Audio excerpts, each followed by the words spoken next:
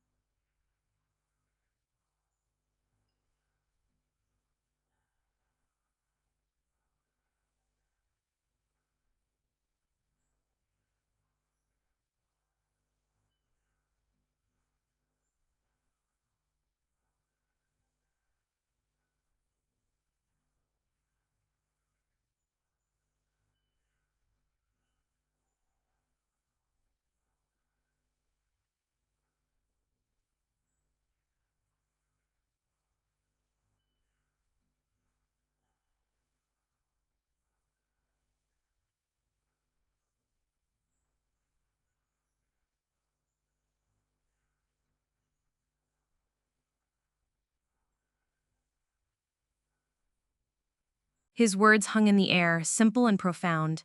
It affects Martha.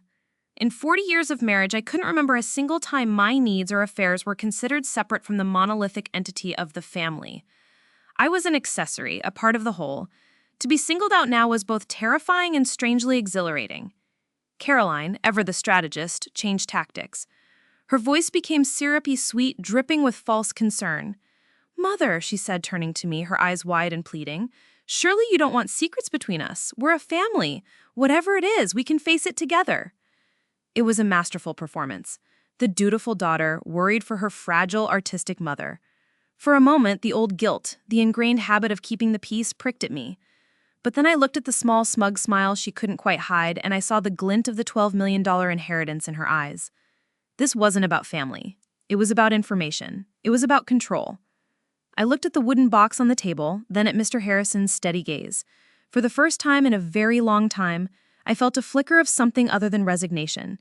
It was a spark of defiance, fanned by my mother's final, mysterious act. I found my voice, and was surprised to find it steady. I think I'd like to do as my mother wished." Richard stared at me as if I'd just sprouted a second head. I had never contradicted him so directly in a public setting. Caroline's jaw tightened. The battle of wills lasted for a few more seconds before Mr. Harrison broke the stalemate. "If you would," he said, gesturing again to the door with an air of finality. Defeated, Richard and Caroline stalked out of the room. The sharp click of the closing door was the loudest sound I had ever heard.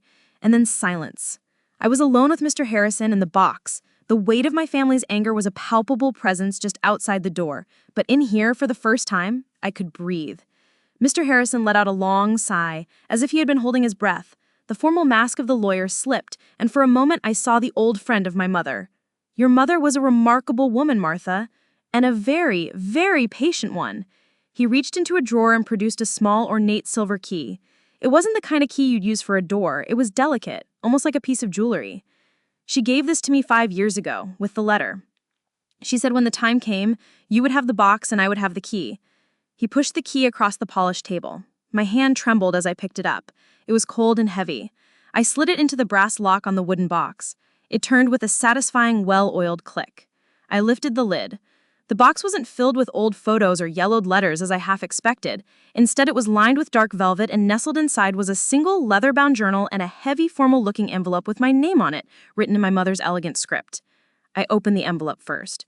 The paper was thick and creamy. "My dearest Martha," the letter began, "if you are reading this, then my long, complicated dance with this world is over. I know you must be hurt and confused. I know the public reading of my will must have felt like a final public dismissal of you. I am sorry for that pain. It was a necessary cruelty, a final piece of theater to ensure that Richard and Caroline would underestimate you one last time. They see your art as a weakness, your gentle spirit as a liability. They are fools. Your spirit is not weak, it is resilient, and your art is not a hobby, it is your strength. I have always known this, even when I was too much of a coward to say it out loud, too afraid of Richard's anger and the disruption it would cause. I have spent the last 20 years trying to rectify my cowardice, not with words, but with actions. This box is not your inheritance, my love. It is the map to your inheritance. The key Mr. Harrison gave you opens this box, but the key to your future is in your own hands now. This journal will be your guide. My final instruction is this. Start where it all began. The rest you must discover for yourself. Be smart, be brave, and do not trust anyone, not even those who share your blood. All my love, forever, Mother." Tears streamed down my face, blurring the ink. It wasn't a dismissal, it was a declaration of war, a war my mother had been secretly planning on my behalf for 2 decades. I picked up the journal. It felt like a weapon. Start where it all began. Where was that? My childhood home? The first store? No. It was my first studio, a small, sun-drenched room in the old family estate, the one that she had fought for me to have when Richard wanted to turn it into a home gym. The room Richard had insisted we lock up and abandon after we moved to the city, turning it into a glorified storage closet under his control. I hadn't been inside in 30 years. I looked at Mr. Harrison, my heart hammering against my ribs. I know where I need to go. The drive back to our cold, cavernous city apartment was suffocating. Richard sat in the passenger seat, radiating a silent fury that was more intimidating than any shouting match. He didn't ask what was in the letter. He didn't ask about the addendum. To do so would be to admit that something had happened outside of his control, a possibility his ego couldn't entertain. Instead, he chose to pretend it was a minor sentimental footnote, already forgotten. "Caroline is closing the Kensington deal tomorrow," he announced as we pulled into the garage, his voice clipped and unnaturally loud. "Her promotion to senior vice president should be finalized by Christmas. Her salary will be quite substantial then." It was a clear message. That is what matters. That is real value, not your silly little secrets and wooden boxes. I simply nodded, my mind a world away. I was already plotting. The old estate was a 40-minute drive from the city. Richard kept it mostly for appearances and for hosting the annual Reynolds Foundation Gala, a lavish affair that was less about charity and more about cementing his social and business standing. The next gala was in 3 days. It was the perfect cover. That night, I feigned a headache and retreated to my bedroom, the journal and my mother's letter hidden beneath a stack of old canvases in my studio closet. Richard and Caroline went out for a celebratory dinner, leaving me blessedly alone. The first call I made was to Sarah. "Sarah, it's me," I whispered, my hoarse. "Martha, are you all right? I was so worried." I quickly recounted the events at the lawyer's office, my mother's cryptic letter, and my theory about the old studio. Sarah, who had spent countless hours in that very studio with me back in our college days, gasped. "Of course! The one place that was truly yours, the one place your husband hated." Her voice turned practical. "But Martha, you said he keeps it locked. How will you get in?" "I don't know yet," I admitted. "But I have to. The gala is in 3 days. It's my only chance." "Be careful," she warned. "You're swimming with sharks." The second call was harder. It was to Maria, our former housekeeper at the estate. She had been with my mother for over 30 years, a quiet, steady presence in the background of our lives. After my mother's health declined, Richard had graciously kept her on to manage the estate, but I knew she felt more like a custodian of a museum than the heart of a home. She answered on the second ring. "Mrs. Reynolds?" she asked, her voice filled with surprise. I rarely called her directly. "Maria, it's Martha," I said, trying to keep my voice even. "I need your help. It's about my mother." I explained, carefully, that my mother had left me something hidden in my old studio, and that I needed to retrieve it during the gala. I didn't give her all the details, just enough to convey the urgency and the connection to her former employer. There was a long silence on the other end of the line. I could hear the faint sound of a television in the background. Maria was a cautious woman. She had a job to protect. Helping me would be a huge risk. "Mr. Richard, he keeps that wing locked up tight," she finally said, her voice barely a whisper. "He says it's for storage, to prevent damage to the valuables." "I know, Maria," I pleaded, "but this was my mother's last wish. She told me to trust no one, but I always felt she trusted you." Another pause. Then, "Your mother, she was a good woman. She talked about you all the time. She loved your paintings." Her voice cracked with emotion. She was very sad in the end. "The gala starts at 7. The guests will be on the main terrace for cocktails until 8:30. Mr. Richard will give his speech then. That is your window. I will make sure the alarm for that wing is faulty. But you will have 15 minutes. No more." My heart soared with gratitude. "Thank you, Maria. I'll never forget this." "Just be careful, Mrs. Martha," she said, and hung up. The next 3 days were a masterclass in deception. I played the part of the meek, defeated wife perfectly. I went with Richard for fittings for my gala dress, nodding absently as he chose a subdued, elegant gown in a muted gray. "We want to look dignified, not flashy," he said. It was perfect. I would be a ghost in my own home. The night of the gala arrived, a whirlwind of flashing cameras, champagne glasses, and empty pleasantries.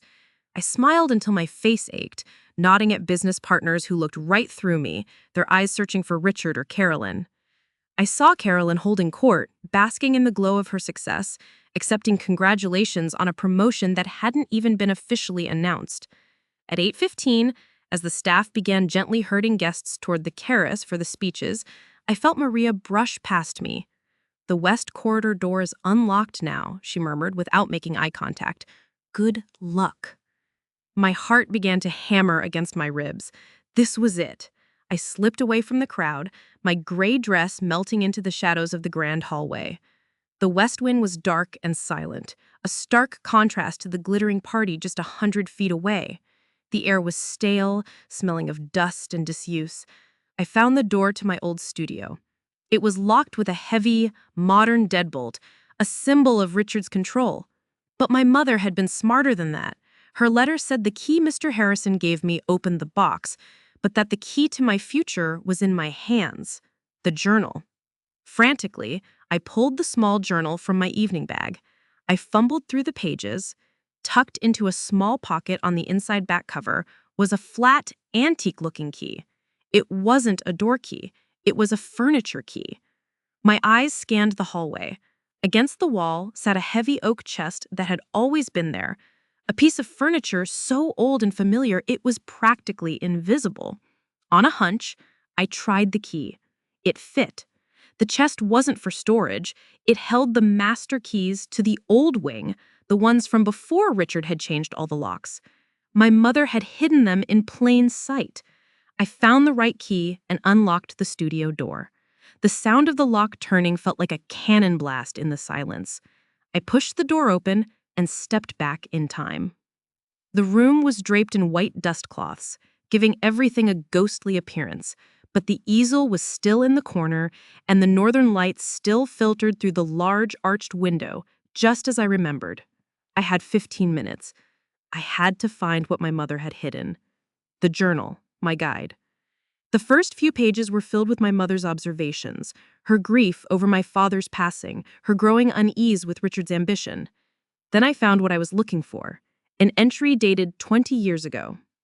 Richard had a gallery owner over for dinner tonight, Mr. Peterson. He seemed very interested in Martha's work. After dinner, I overheard Richard talking to him in the study. He called her art a charming little hobby. He told Peterson she was just a bored housewife and that he shouldn't take her ambitions too seriously. He was laughing as he said it, a cold, dismissive laugh. He is trying to keep her in a cage he designed. He is killing her spirit with 1,000 tiny cuts. Tonight, I decided, I will not confront him. He is too powerful, too volatile, but I will not let him win. If the world will not buy her art, then I will. I will build her a fortress, brick by brick and secret. It will be my life's final and most important project. My breath hitched. I felt a wave of nausea. All those rejections, all those condescending letters from galleries. I had thought it was my lack of talent. It had been sabotage. My own husband. I flipped further. I found lists of names, dates, and figures. The name of a holding company, Project M LLC. And then a floor plan of the studio. My mother had drawn an X over the old bricked-up fireplace.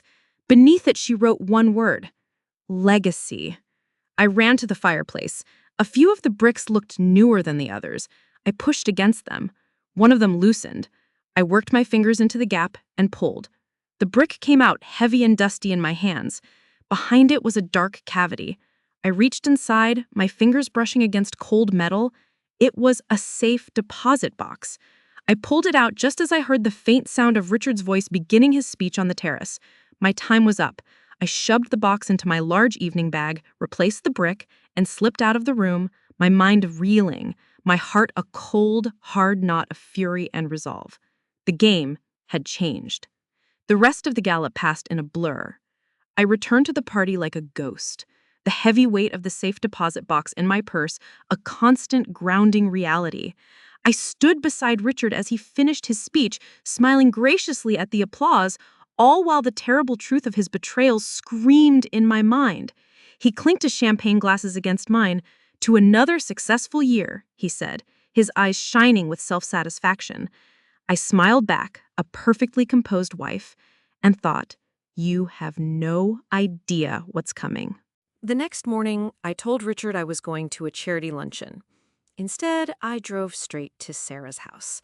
Her home was the complete opposite of mine. Small, cluttered, filled with books and half-finished paintings, and smelling wonderfully of coffee and linseed oil. It was the only place I felt I could truly be myself. I walked in without knocking. She was in her kitchen, wearing a paint-splattered apron, and she took one look at my face and immediately turned off the stove. "Martha, what is it?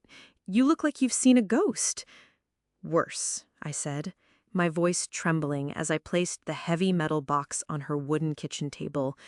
I've seen the truth. Together, we pried open the box. It wasn't locked. Inside, it was meticulously organized. There were official-looking documents, stock certificates, and another, more detailed leather-bound ledger. At the very top was a note in my mother's hand. Everything you need to prove it is in here. The fortress is built. Now you must learn to command it. For the next 4 hours, Sarah's kitchen became our war room. With Sarah brewing pot after pot of strong coffee, we pieced together this stunning scope of my mother's 20-year secret. The ledger was the Rosetta Stone. It detailed every transaction made by Project M LLC, the holding company my mother had established. It started with small purchases of my own paintings, bought through third-party agents at local art fairs.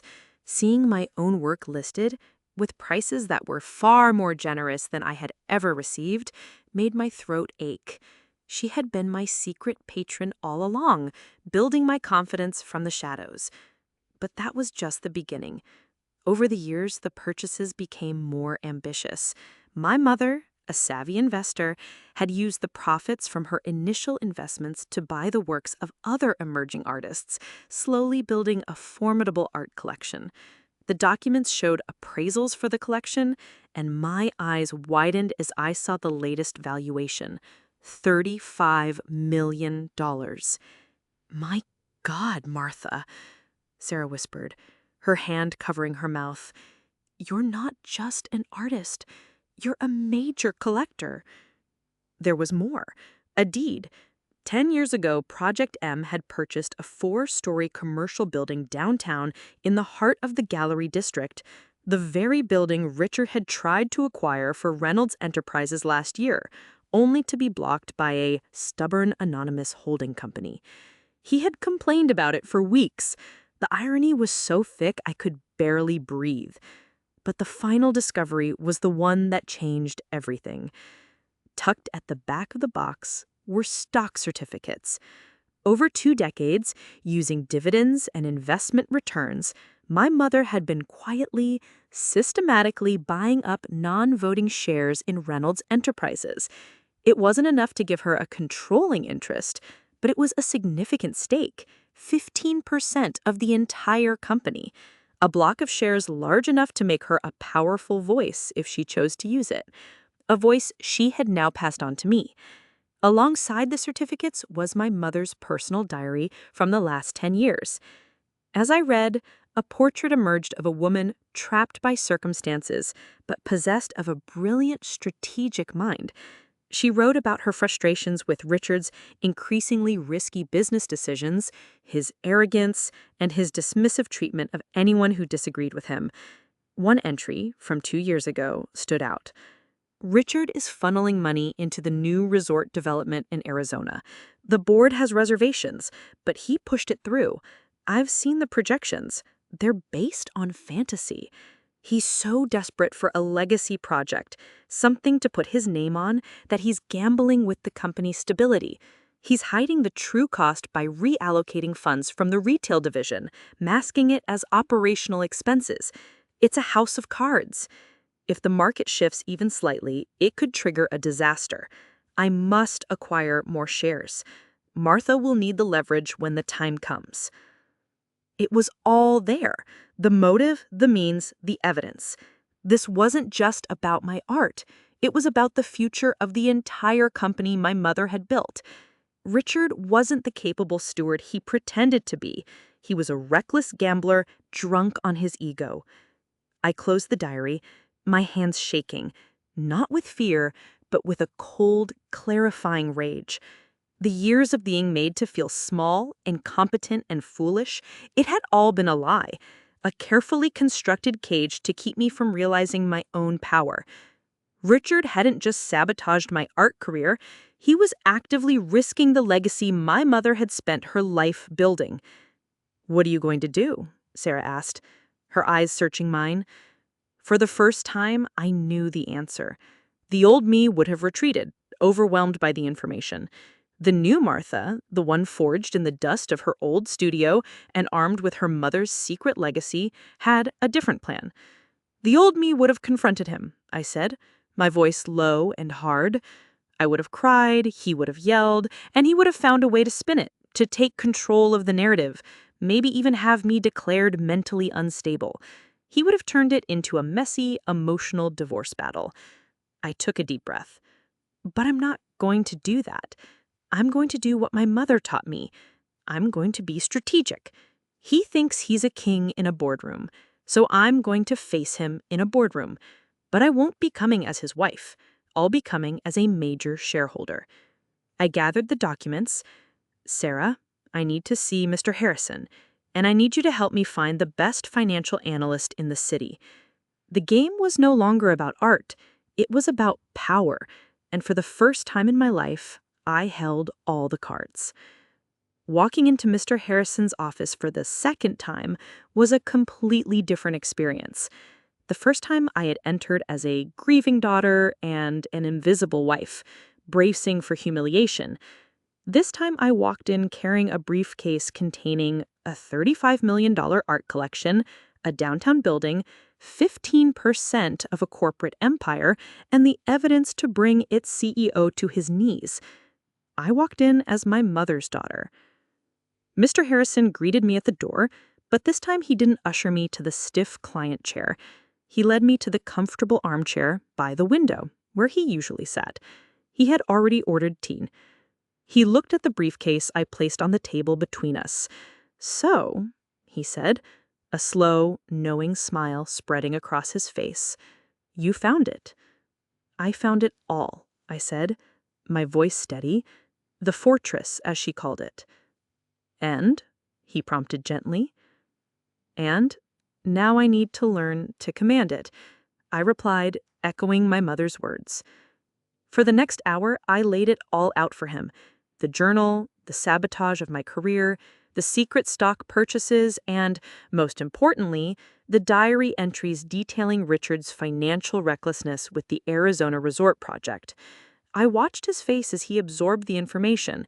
His expression shifted from quiet satisfaction to grim concern. When I finished, he leaned back in his chair, steepling his fingers.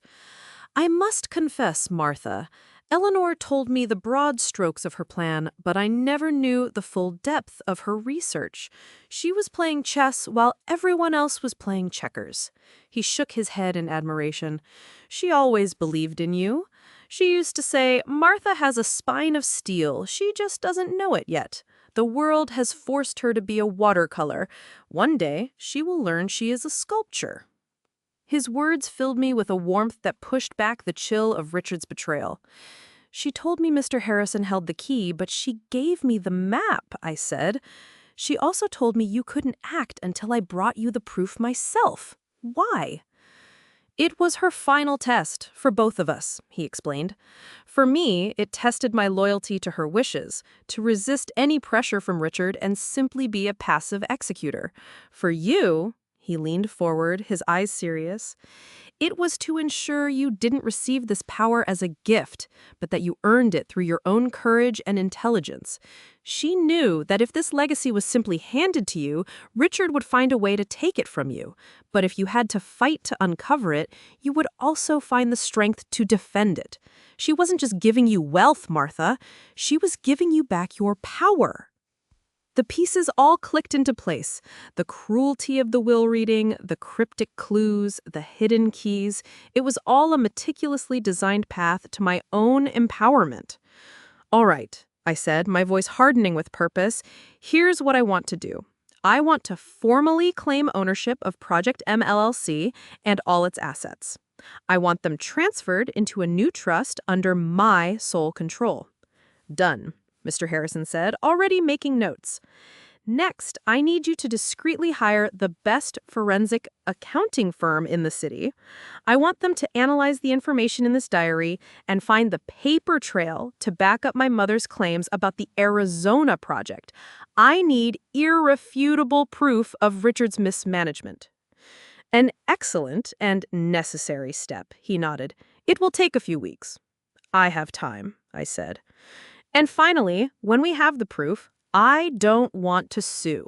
I don't want a messy public fight. That's not my style. And it's not smart. I want to call a special meeting of the Reynolds Enterprises Board of Directors, a family council. Mr. Harrison raised an eyebrow. A bold move. Richard controls the voting shares. The board is loyal to him. They are loyal to the company, I corrected him, and they are loyal to my mother's legacy. Richard's loyalty is only to himself.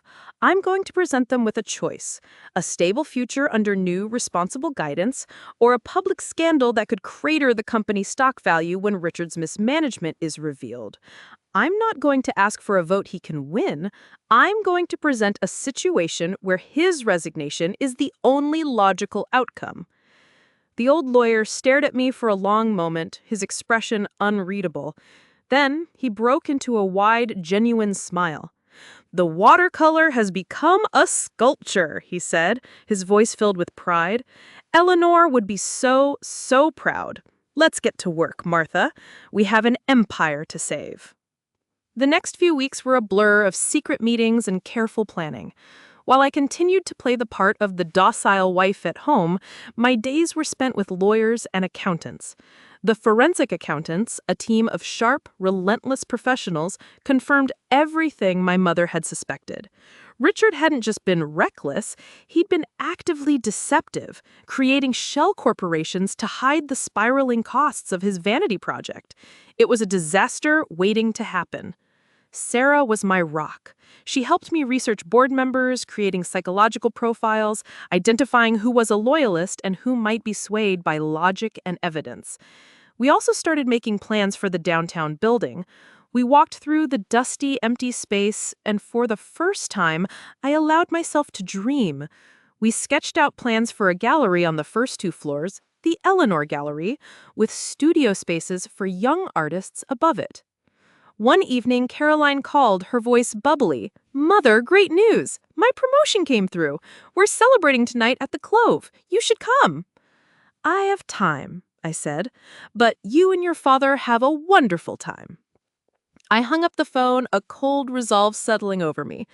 They were celebrating a promotion in a company whose foundations were cracking, a house of cards my husband had built.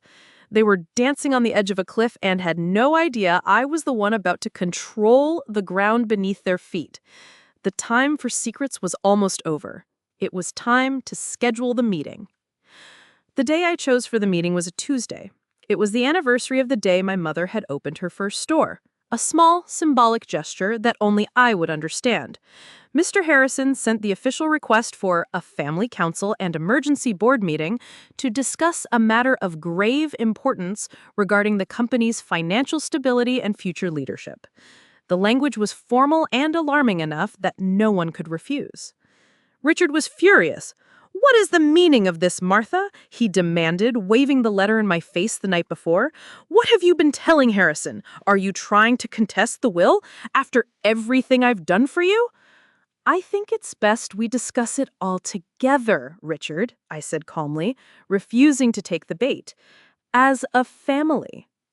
My calmness seemed to unnerve him more than any argument would have. He stared at me, searching for the familiar, timid woman he had married, but she was no longer there. He left the room, slamming the door behind him. The next morning, I walked into the main boardroom at Reynolds Enterprises. It was a room designed to intimidate, with a long, dark mahogany table that could seat 30, towering windows overlooking the city, and a portrait of my mother, stern and commanding, on the far wall. Richard sat at the head of the table, his rightful place. Caroline was at his side, looking sharp and confident, though she threw me a questioning, slightly annoyed glance. Bradley, her husband, sat beside her, looking, as always, like a nervous lieutenant. The other 3 board members were present, 2 longtime colleagues of my father and a newer member Richard had appointed. They all looked tense and confused. I took a seat not at the far end of the table, as would be expected, but in the middle, directly opposite Richard.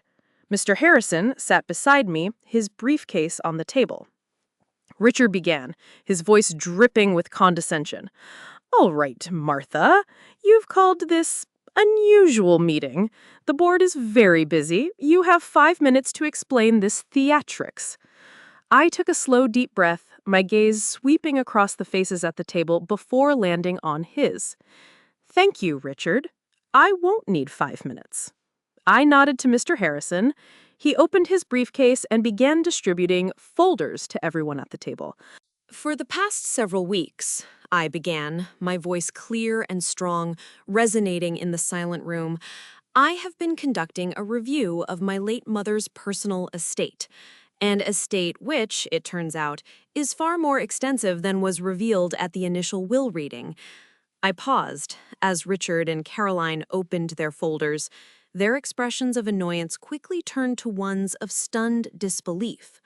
The first page was a summary of the assets held by Project M LLC, now legally transferred to a trust under my name.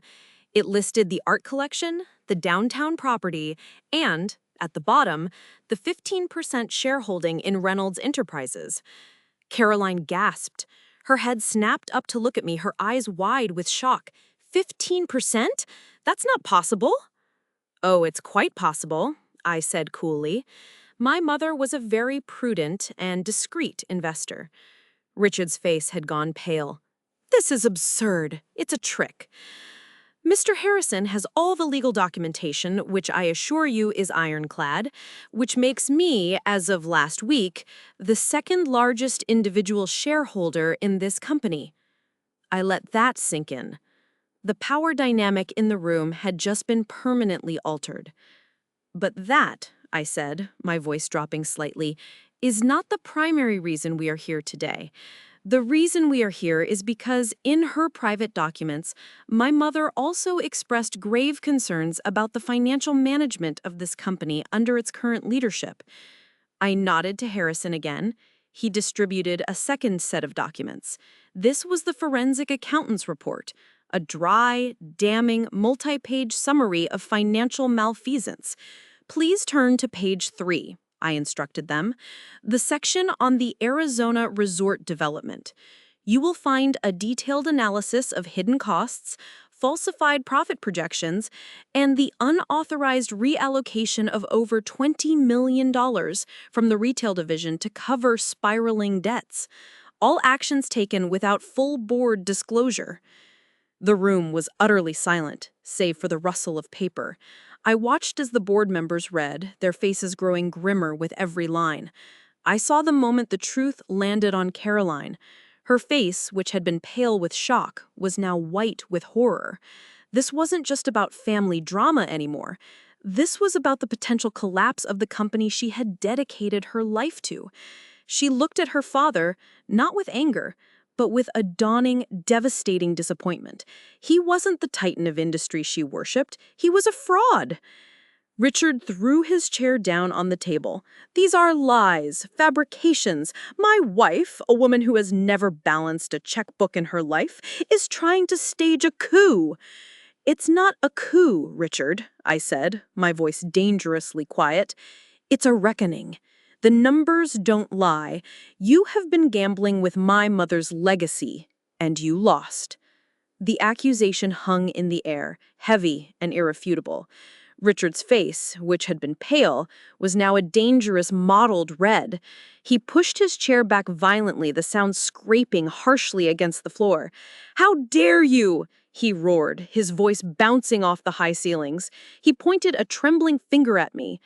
"After 40 years, I built this company from what your father left into a powerhouse. And you, with your paints and your fantasies, you dare to question my judgment?" "I'm not questioning your judgment, Richard," I said, my voice remaining level, a calm island in the storm of his fury. "The numbers are questioning your judgment. The forensic accountants are questioning your judgment.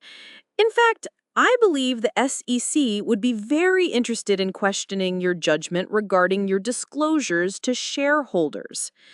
The mention of the SEC, the Securities and Exchange Commission, was like a bucket of ice water. The other board members who had been watching the family drama unfold with a sort of horrified fascination suddenly sat bolt upright. This had just escalated from a corporate dispute to a potential federal crime. One of the older board members, a man named George, who had served with my father, cleared his throat. "Richard," he said, his voice grave, "is what this report says true? Did you reallocate funds without board approval?" Richard's eyes darted around the room, searching for an ally, but he found none. He saw only stony faces and the reflection of his own panic. His bluster began to crumble, replaced by a desperate, cornered animal aggression. He turned his attack back to me. "This is her doing. She's bitter about the inheritance. She has been brainwashed by this ambulance-chasing lawyer." He glared at Mr. Harrison, who remained perfectly impassive. "This has nothing to do with the initial inheritance, Richard," I cut him off. "This is about your competence and your integrity, or rather, the lack thereof." I leaned forward, my hands flat on the table. "For years, you cultivated an image of me as a fragile, incompetent artist. You even went so far as to actively sabotage my career, telling gallery owners I was nothing but a bored housewife." A collective intake of breath went around the room. Caroline flinched as if she'd been struck. This was a private ugliness I was laying bare in the most public way possible. "You did that," I continued, my eyes locked on his, "because my passion was something you couldn't control or quantify on a balance sheet. You needed me to be a failure so you could feel like a success. But while you were busy building my cage, my mother was busy building my fortress, and you never even noticed." I stood up, holding my folder. "Here is the situation, gentlemen. Reynolds Enterprises faces a crisis. Not a financial one, not yet. It is facing a crisis of leadership. We have a CEO who has misled his board, endangered the company with a reckless vanity project, and whose actions, if made public, would destroy this company's reputation and stock value overnight." I paused, letting the weight of my words settle. "I am not proposing a hostile takeover. I am proposing a solution." I looked at each board member in turn. "I am the second largest individual shareholder in this company. I have the full backing of my mother's legacy, and I have the evidence to protect that legacy from further harm." Then I delivered the final, decisive blow. I propose a motion of no confidence in the CEO, Richard Reynolds. Following that, I propose we table a vote for his immediate resignation. In return for his quiet departure, I will agree to keep the findings of this report strictly internal. The company will absorb the losses from the Arizona project, we will restructure, and we will move forward. If he refuses to resign, let my gaze fall back on him, then Mr. Harrison is instructed to forward this entire report to the financial press and the SEC by the end of the day. The choice is yours, Richard. You can leave with your dignity and your pension, or you can be remembered as the man who destroyed Eleanor Reynolds' empire out of sheer hubris." The room was utterly, completely silent. Richard stood there, shaking, his face a mask of disbelief. He looked at Caroline, his golden child, his successor, searching for support. But Caroline wouldn't meet his eyes. She was staring down at the report, her face pale, her expression shattered. She had built her entire identity around her father's myth, the brilliant businessman, the infallible leader. In the space of 20 minutes, I had not only dismantled her father, I had dismantled her entire world. The $12 million she had inherited now seemed like a pittance compared to the catastrophic failure she was witnessing. George, the senior board member, finally spoke. "Richard," he said, his voice heavy with regret, "I think you should consider the proposal." That was it. The final betrayal. The dam of Richard's rage broke. But it wasn't a roar anymore. It was a pathetic, sputtering hiss. "You'll regret this, Martha. All of you." He grabbed his briefcase and stormed out of the boardroom, not like a king, but like a dethroned tyrant. The door slammed shut behind him, leaving a ringing silence in its wake. The battle was over. In the vacuum of silence left by Richard's departure, all eyes turned to me. I was still standing, my hands resting on the back of my chair. My heart was pounding, a wild drum against my ribs. But on the outside, I felt a strange and profound calm. The air in the room, once charged with fear and aggression, now felt clean, cleansed. Caroline was the first to move. She slowly, deliberately closed the folder in front of her. She didn't look at me. She didn't look at anyone. She looked at the portrait of her grandmother on the wall, as if seeing it for the first time. The formidable woman in the painting wasn't just a corporate icon. She was a strategist who had reached across time to checkmate her king. Without a word, Caroline stood up, her movements stiff and robotic. She picked up her briefcase and walked to the door. Her hand rested on the handle for a moment. I thought she might turn around, say something, an accusation, a plea, anything. But she didn't. She simply opened the door and left, leaving her father's and her own folders sitting on the polished table, like tombstones. The remaining board members looked at me, their expressions a mixture of shock, respect, and a healthy dose of apprehension. I was an unknown quantity, the quiet, artistic wife who had just decapitated their CEO with ruthless efficiency. George, the senior board member, finally spoke. "Well," he said, letting out a long breath, "I suppose we have a great deal to discuss." He looked at me directly. "Mrs. Reynolds, Martha, what happens now?" I took my seat, a sense of authority settling over me as naturally as a cloak. "Now," I said, my voice composed, "we save the company. Mr. Harrison will draw up the severance and non-disclosure agreements for Richard.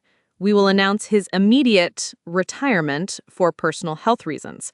I will be taking a seat on the board effective immediately to represent my mother's estate and my own shareholdings." I looked around the table. I have no desire to be CEO. That is not my world. My world is about building things, not just managing them. We will begin a search for a new qualified CEO tomorrow.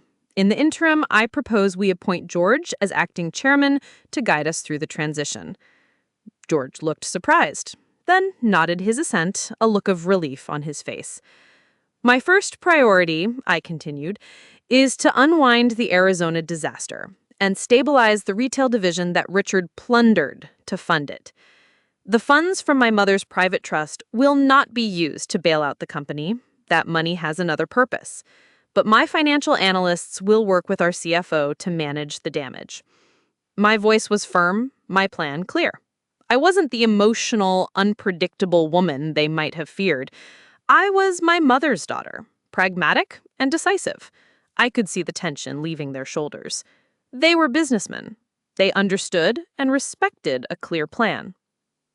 "And what is the other purpose for the trust?" one of them asked, his curiosity getting the better of him.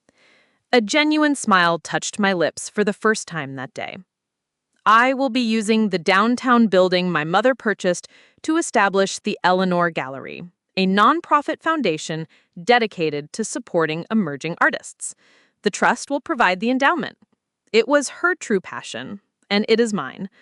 It will be a different kind of legacy for the Reynolds name, one built on creativity and community, not just commerce." We spent another hour hammering out the details. By the time the meeting adjourned, the path forward was clear.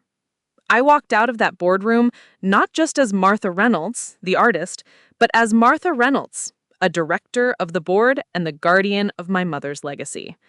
Mr. Harrison walked with me to the elevator.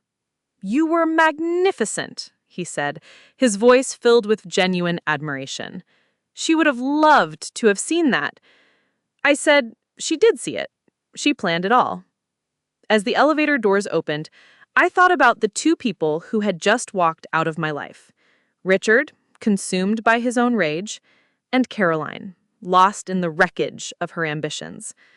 I didn't feel triumph, not in the way I expected. I didn't feel a desire for revenge. I simply felt free. The gilded cage was gone. The door was open, And for the first time in my 65 years, I was the one who would decide what to build next. The aftermath was both swift and strangely quiet. The corporate world, for all its drama, abhors a vacuum and despises a scandal. Richard's retirement was announced the next day in a sterile press release. It cited health reasons and a desire to spend more time with his family, the standard face-saving euphemisms. The financial press ran it as a minor story, a changing of the guard at a respectable, if somewhat staid, real estate firm. The truth, in all its brutal detail, remained locked within that boardroom. Richard did not take it well. He refused to speak to me. He moved out of our apartment and into the guest house at the estate, rattling around in the empty rooms like a ghost. He sent a flurry of furious letters through his lawyers, threatening to contest my claims, to sue me for defamation, to expose me as an unstable manipulator. Mr. Harrison handled them all with quiet, deadly precision. To each threat, he responded with a simple, polite letter reminding Richard's counsel of the non-disclosure agreement he had signed, and attached a single, redacted page from the forensic accountant's report as a gentle reminder of the consequences of breaking it. After the third letter, the threats stopped. Richard was a bully, and, like all bullies, when his power was stripped away, he was left with nothing but empty noise. The silence that followed was his surrender. Caroline was a different story. Her silence was not of surrender, but of shock. She took a leave of absence from the company, citing family matters. I heard through the grapevine that she and Bradley had separated. Her world had been built on a foundation of her father's perceived strength and her own linear path to success. With both those pillars shattered, she was adrift. I didn't reach out to her. The wound was too deep. The betrayal was too raw. For healing to begin, she had to be the one to take the first step. For weeks, there was nothing. During that time, I poured all my energy into my new life. I threw myself into the work of the board, surprising the other members with my incisive questions and my deep, intuitive understanding of my mother's long-term vision. I wasn't a financial wizard, but I understood value beyond a spreadsheet. My real passion, however, was the Eleanor Gallery. I hired a small, dedicated team, and together, we began the transformation of the dusty downtown building. We tore down walls, polished old floors, and installed state-of-the-art lighting.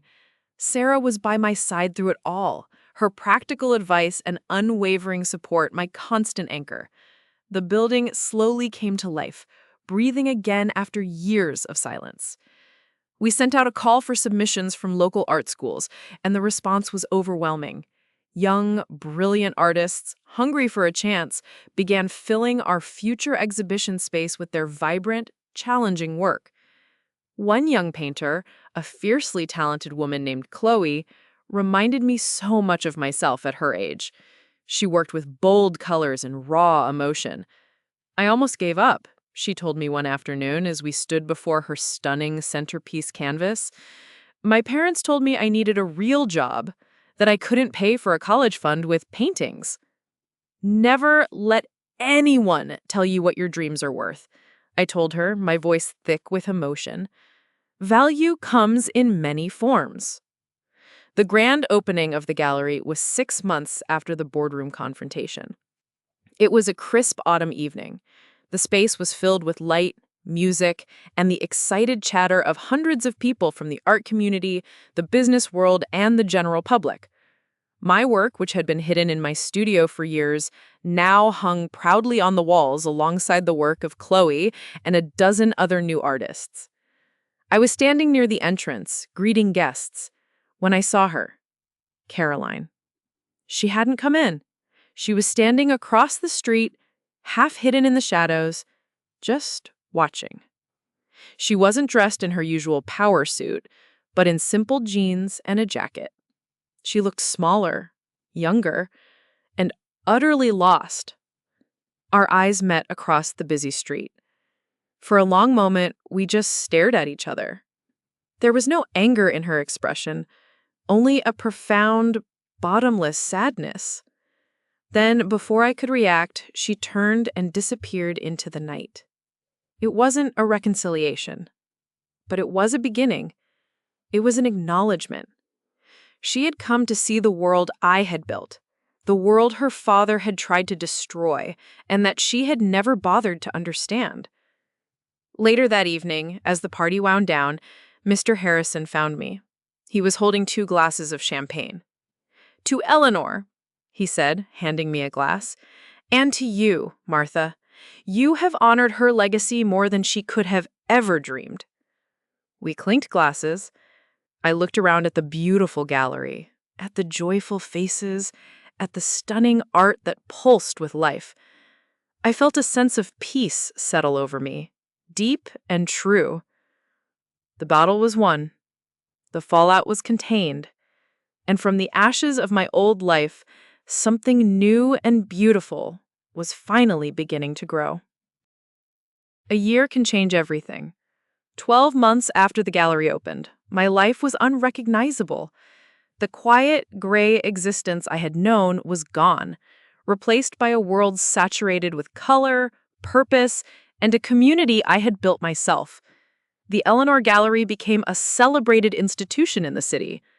The press called me a visionary patron, a force for new talent. They didn't know the half of it.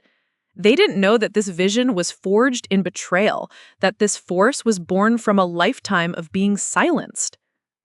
I spent my days at the gallery mentoring young artists like Chloe, whose career had taken off after her debut show. I still sat on the board of Reynolds Enterprises, where the new CEO, a sharp and capable woman, was slowly but surely steering the company back to stability. My contributions were valued. My voice was heard. I was no longer an invisible wife. I was a founder and a director. I was Martha Reynolds. Richard remained a recluse at the estate. We communicated only through lawyers. The divorce was finalized quietly, a simple matter of paperwork. He had his pension and his pride, or what was left of it. He was a king in an empty castle, a relic of a bygone era of his own making. I felt no hatred for him anymore. Only a distant, clinical pity.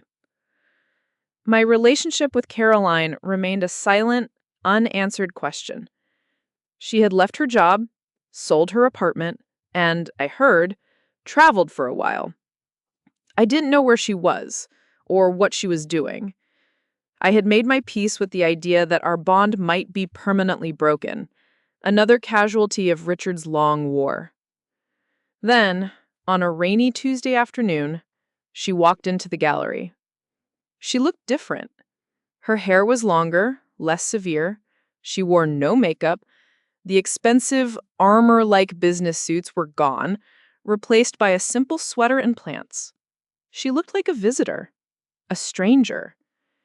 She spent nearly an hour walking through the current exhibition, studying each piece with a focused intensity I had never seen in her before.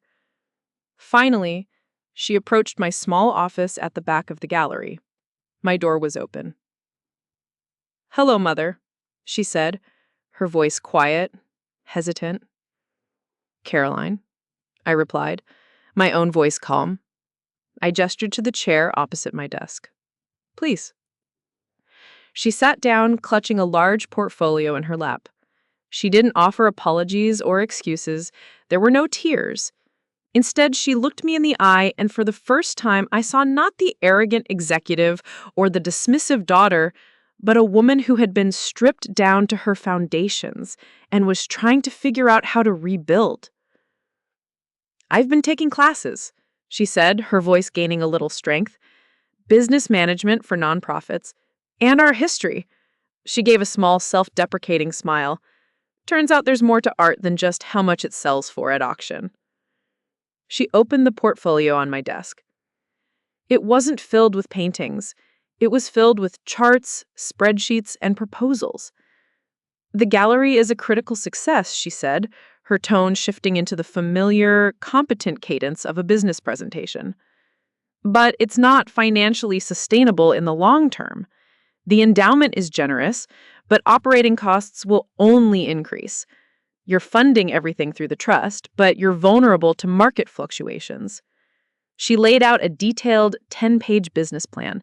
It proposed a tiered membership program, corporate sponsorships, a print-to-demand service for the artist's work, and a partnership with local universities. It was brilliant. It was thorough. It was exactly what the gallery needed to ensure its future for the next 50 years. When she finished, she closed the portfolio. "This is not me asking for a job," she said, her voice softening again. "And this is not me asking for forgiveness for everything.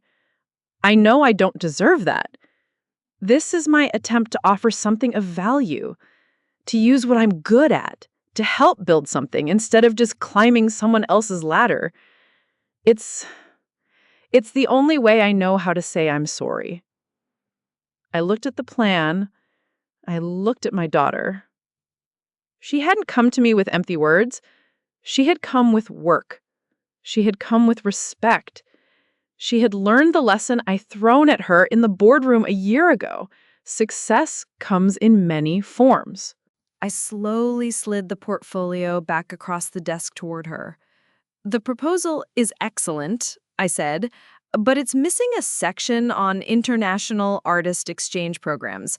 I want you to research that and come back next week. We'll discuss your new role then. Director of Strategic Development sounds about right, don't you think?" Tears welled in her eyes then, the first I had seen. She simply nodded, unable to speak. The healing wouldn't be easy. The trust would have to be rebuilt, piece by painstaking piece. But for the first time, we had a foundation to build on. Not the broken foundation of our old family, but a new one, built on mutual respect and a shared purpose. That evening, I stood in my apartment above the gallery, looking out at the glittering city lights. I thought about the journey, the pain, the rage, and the final, quiet victory. My mother had given me more than a key to a fortune. She had given me the key to myself. She had known that true inheritance isn't something you're given, it's something you claim. It's the strength you find when you're left with nothing, the voice you discover when you're finally ready to speak. My legacy wouldn't be one of bitterness or revenge. It would be this: a place of beauty, a beacon of hope, and a second chance for art and for family. Thank you so much for listening to my story. It means the world to me to be able to share it. Does any part of this resonate with you?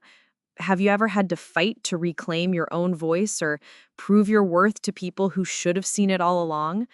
Please share your thoughts in the comments below. Your stories give me strength.